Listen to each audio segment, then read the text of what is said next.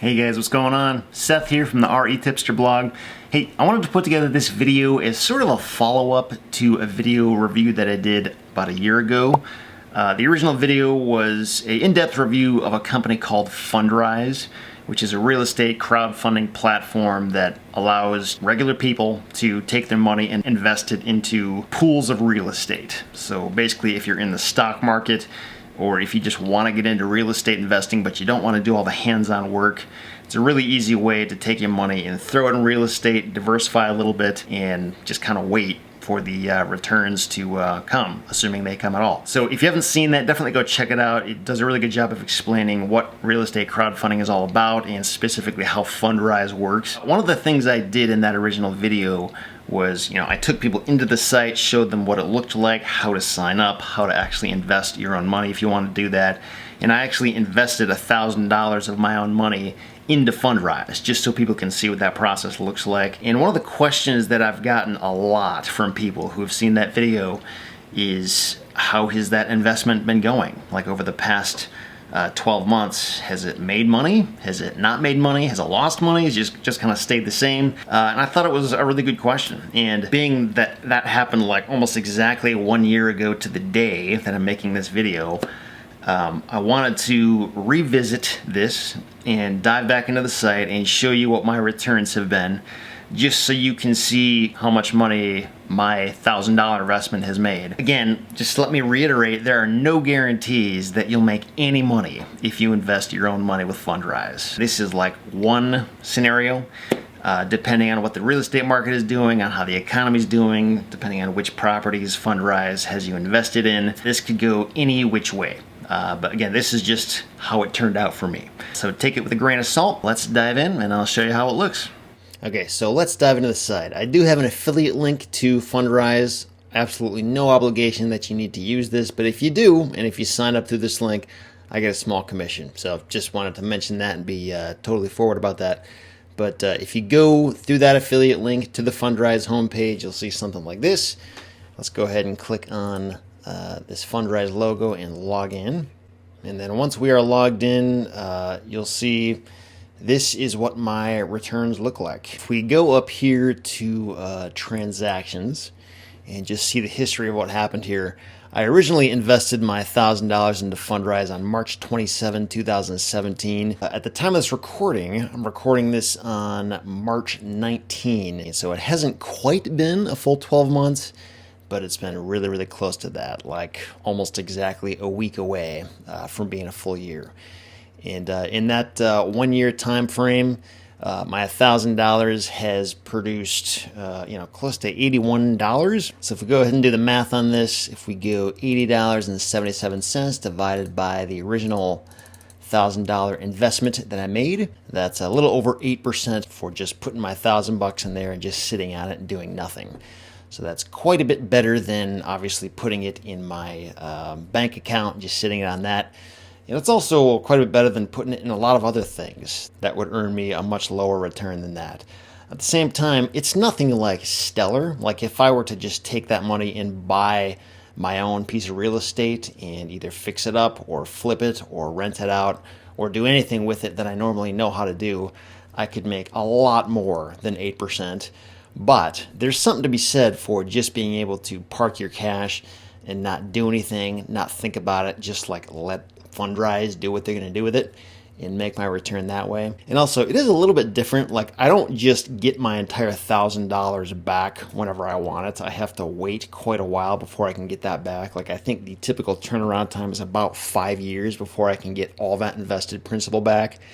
But in the meantime, if we go back here to this transactions section of the site, where you can see the history. I originally put in my $1,000 back on March 27, 2017, and each quarter I've been paid dividends. So that first quarter I got $21.09. The next quarter I got $22.29. The next quarter I got $20.72. The next quarter for this year hasn't quite been paid out yet, so I don't see that here. But it's worth noting that the way I originally set this up was for Fundrise to just automatically reinvest my dividends back into Fundrise.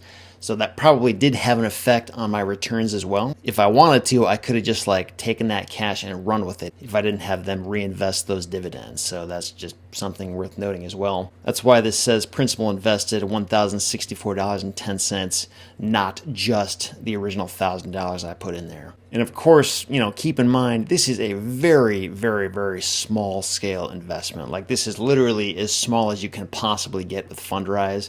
Say if I was putting in 5,000 or 10,000 or 100,000 right off the bat, obviously all these numbers would be much higher. So say if you've got like 100 grand and you just want to park it somewhere and make an income from that, I mean, Fundrise is one potential way to do that with, of course, the apparent risk that it is possible you won't get that return. But as you can see in my case, I did. So alternatively, say if I had put $10,000 in here, then you could basically just add another zero to each one of these numbers, and that would have been my quarterly income. Or if I put $100,000 there, you could add another zero to these, and then my quarterly income would be, a couple $1,000 each quarter. I'm not here to like give you investment advice. The purpose of this video is to simply show you what my experience was like and what the returns have looked like. But I mean, as I look at this kind of thing, since I don't really have control over where the money goes, I'm kind of trusting Fundrise to be smart with the money I give them and to put it into pools of property that are actually going to earn a return and make me money. I sort of see this kind of investment opportunity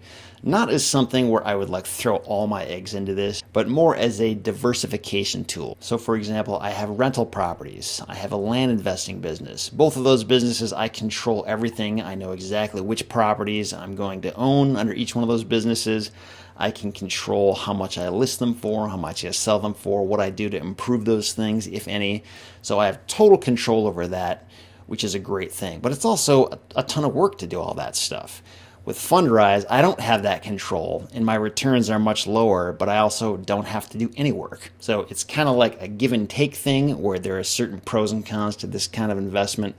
And I definitely would not put all of my money into this, but I think it is worth considering if you just want to take a slice of your overall pie and say, hey, I want part of my income to be something that's fairly mindless and fairly predictable, and I can just put my money in there and ideally it will make a small income. So personally, that's kind of how I view Fundrise, and that's sort of how it will fit into my overall picture. I'm probably not going to go out tomorrow and take 100 grand to throw it into this.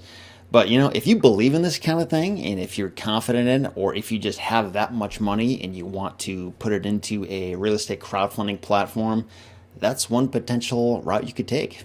Just with the knowledge that this is not a guaranteed investment, it's totally possible that things could not pan out under that whole 8 to 9 to 10% return that everybody is hoping they're going to get. So as long as you're okay with that risk, then Fundrise could be a great option for you. There are other crowdfunding platforms out there that take a slightly different approach, where you're not investing in pools of property, but rather you're investing in like individual properties. So really the income rises and falls based on the fate of that one property. And you can potentially make even more than 8%, like more like 10 to 12, even up to like 14%. Some of the other ones out there are like Realty Shares, Peer Street, Realty Mogul, Equity Multiple. There's a number of other ones out there. If you want to check out some of those others, I've got some reviews that I've done on some of the other platforms as well. But if you're looking for more of the REIT model, where you're investing in like a pool of properties and spreading out your risk on a number of different assets like this, then Fundrise is one of the platforms that handles their investment dollars that way. So for what it's worth, I hope this was somewhat informative to you. And if you're curious or interested in using something like Fundrise, that's what my experience has been like. And given that my returns were pretty much right around that 8% mark, knowing that now, if I could go back and put a lot more money in there, I probably would have done it, because 8% is not a bad return for something that takes zero work on my part. But anyway, that's that. Hope you found it helpful, and I'll see you next time.